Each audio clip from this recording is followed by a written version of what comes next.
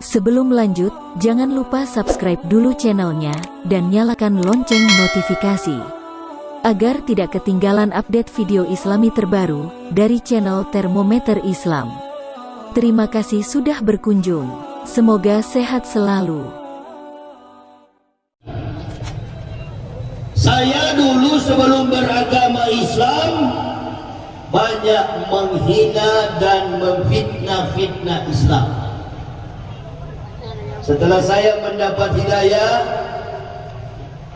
pada tanggal 11 Oktober tahun 2006, masuk ke dalam Islam, baru saya tahu apa yang saya fitnahkan terhadap Islam semuanya salah besar.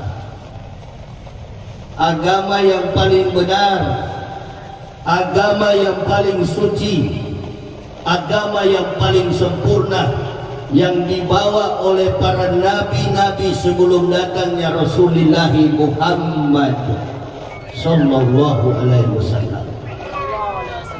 Jangan ibu bapak berpikir bahwa agama Islam ini agama yang dibawa oleh Nabi Muhammad. Nabi Muhammad sallallahu alaihi wasallam hanya melanjutkan apa yang telah dibawa oleh nabi-nabi sebelum beliau. Itulah sebabnya ketika Rasulullah sallallahu alaihi wasallam membawa Islam, mengajarkan, mendakwakan Islam, orang-orang kafir Quraisy, ahli kitab, orang-orang Yahudi tidak senang dengan beliau. Mereka bertanya kepada Rasulullah, agama apa yang engkau bawa ini wahai Muhammad? Maka turunlah ayat, Qul innani hadani Rabbi ila siratin mustaqim dinan qiyamam millata Ibrahim hanifah wa ma kana minal musyrikin qul aina salati wa nusuki wa mahyaya wa mamati lillahi rabbil alamin. Dari agama Islam yang kita anut, agama Islam yang kita yakini adalah agama yang dibawa oleh Nabi Ibrahim alaihissalam. Selawat anak-anak saya tadi mengatakan Muhammadun Anbiya. Rasulullah disebut sebagai Sayyidul Anbiya, penghulu dari semua nabi. Bapak dari semua nabi adalah Ibrahim alaihissalam. Agama Islam ini adalah agama yang bersumber dari agama Ibrahim. Suatu ketika saya menonton acara Damai Indonesia. Saya menonton sebuah tayangan dakwah di stasiun TV swasta, TV One, dengan judul Damai Indonesia. Ada seorang ustadz, beliau sekolahnya di Kairo, beliau belajar di Mesir. Beliau mengatakan bahwa agama Ibrahim adalah agama yang bersumber dari 3 agama. Lalu beliau sebutkan agama Ibrahim itu katanya bersumber dari 3 agama. Yang pertama dia sampaikan agama Yahudi, yang kedua agama Kristen, dan yang ketiga agama Islam. Saya langsung bicara di depan televisi, ini betul-betul celaka 12. Ustadz sudah belajar sampai ke Mesir, berkata bahwa Ibrahim ada 3 agama di dunia yang berakar dari Ibrahim katanya. Agama Samawi, agama Yahudi, agama Kristen, dan agama Islam. Ini betul-betul kalau ditelan oleh umat, dakwah model begini sudah terjadi penyesatan yang luar biasa. Agama yang bersumber dari Ibrahim hanya 1 agama, agama Islam. Agama Yahudi namanya Yudaisme, kitabnya adalah Talmud. Agama Kristen, kitabnya adalah Perjanjian Baru. Agama Islam, kitabnya adalah Al-Quran. Al-Quran berisikan semua kitab para nabi. Termasuk di dalam Al-Quran itu adalah kitab Injil Isa alaihissalam. Salah satu ayat Injil yang ada di dalam Al-Quran yang menegaskan tentang datangnya Nabi Muhammad sallallahu alaihi wasallam. Di mana ayatnya? Quran surah As-Saff ayat yang ke-6 yang kita peringati malam ini. Dua golongan yang paling tahu akan datang Nabi Muhammad sallallahu alaihi wasallam. Golongan yang pertama yang tahu Nabi Muhammad akan datang sebagai nabi adalah para nabi. 3.500 tahun Musa memimpin Bani Israel, baru datanglah Nabi Isa alaihissalam. Nabi Isa datang, tugas Nabi Isa hanya satu, menyampaikan akan datangnya Nabi Muhammad sallallahu alaihi wasallam. Wa idz qala Isa ibn Maryam ya bani Israil inni rasulillahi ilaikum musaddiqan lima baina yadaya minat taurati wa mubasysyiran bi rasulil ya'ti min ba'di ismuhu Ahmad. Golongan yang kedua yang paling tahu akan datang Nabi Muhammad adalah ahli kitab, para pendeta dan ahli kitab.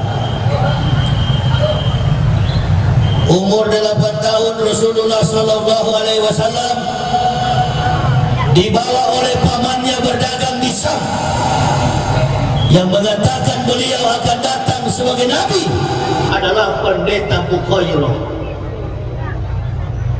Jadi yang mengatakan akan datang Rasulullah sebagai nabi adalah para nabi, khususnya Nabi Isa alaihissalam. Injil yang telah disampaikan Isa itu yang kita pakai sekarang sebagai Al-Quran. Jadi tidak ada agama yang paling benar, agama yang dibawa oleh para nabi, itulah sekarang Islam. Saya mempelajari kurang lebih 8 tahun Pak Wakil Bupati. Dalam kehidupan kami orang Manado ini, saya dari suku Manado Pak, Sulawesi Utara. Orang Manado ini tidak sama dengan orang Batak.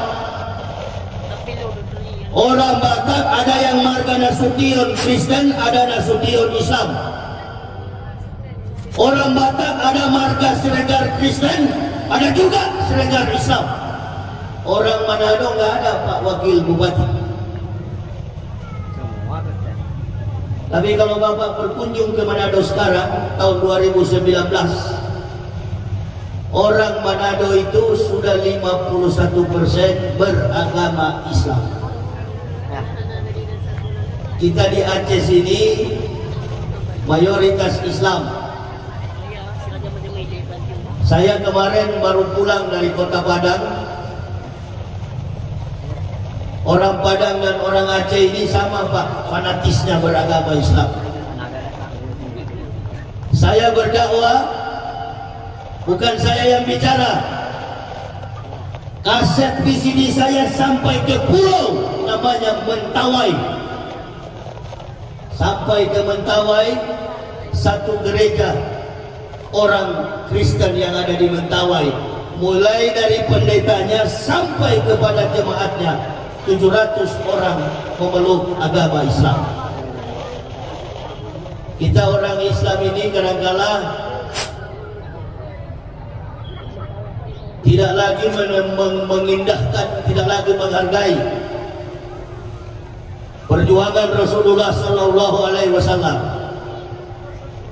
Apalagi dalam keadaan politik semacam saat ini,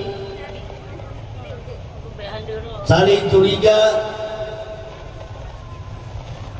sudah tidak ada lagi.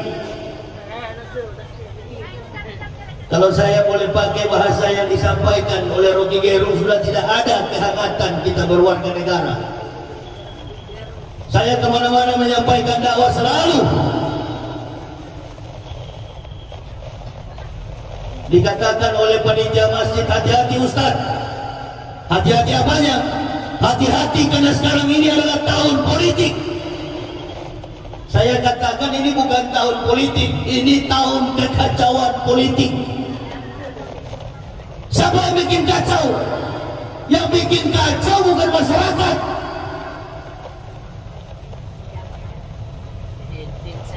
Yang bikin kacau politik yang ada pada tahun-tahun ini bukan masyarakat. Dari pejabat sampai kepada ulama sudah tidak memberikan contoh kepada masyarakat, sehingga umat ini terbelah. Kalau orang tanya kenapa umat ini terbelah, cuma satu jawabannya, itu di spanduk sana. Coba tengok ke belakang sana. Coba tengok ke belakang sana. Itu yang bikin pecah umat.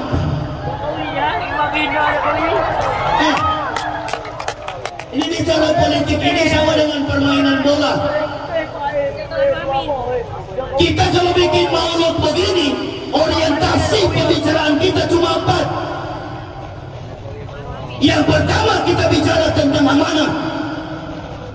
4 sifat yang melekat di dalam diri Nabi Muhammad. Yang pertama, beliau amanah. Yang kedua, beliau sidik, jujur. Yang ketiga, beliau tabligh, suka berdakwah. Dan yang keempat, beliau cerdas.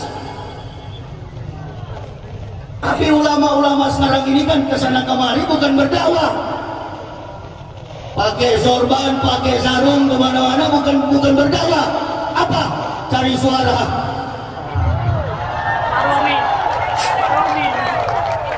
Ini kalau yang ceramah begini politikus, Allahu Akbar, jamaah banyak begini.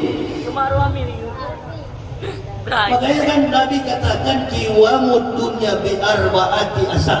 Tertibnya dunia ini bergantung pada 4 perkara. Yang pertama, bi ilmi ulama'i, ilmu para ulama. Sempat saya dengar tadi yang dikatakan oleh saudara saya Rapi, mereka berkeliling Aceh. Di Aceh bukan ancaman kristenisasi. Di Aceh saat ini sedang diancam oleh pergaulan bebas. Bahkan ada anak-anak Aceh yang sudah mengkonsumsi narkoba. Kenapa jadi begini? Karena ulama sudah tidak lagi berdakwah. Coba, kalau ada janda muda di sini, coba tanya.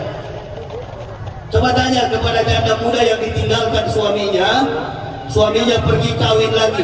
Tanya, segala macam bergulat di pikirannya, memikirkan ekonomi, memikirkan pendidikan anak-anak ke depan, sama dengan umat Islam ketika ditinggalkan oleh ulama. Makanya saya sarankan kalau ada ulama-ulama di Aceh sini yang dengar malam ini, jangan jadi cawapres ke depan. Bukan cari pemimpin. Cari pemimpin seperti karakter Nabi Muhammad, amanah, jujur. Dalam pertandingan sepak bola itu wasit harus jujur. Ini ada polisi, ada tentara, ada wakil bupati. Siapa mereka? Ada ulama. Mereka adalah wasit. Mana yang pemain-pemain itu, Ustaz? Itu yang di spanduk-spanduk itu. Itu pemainnya itu sana. Itu pemain semua itu. Ya, jelas. Pemain semua. Anak Paiko. Nah, kita sebagai pendakwah, polisi, tentara, pemerintah adalah wasit. Kalau wasit sudah jadi pemain, inilah akibatnya. Pecah umat Islam. Ya, jelas. Saya sering berdakwah, saya katakan begini. Ada orang bilang umat Islam sudah pecah. Ya memang pecah. Kenapa pecah? Jawabannya sederhana, karena Pak Ma'ruf terjun ke dunia politik itu.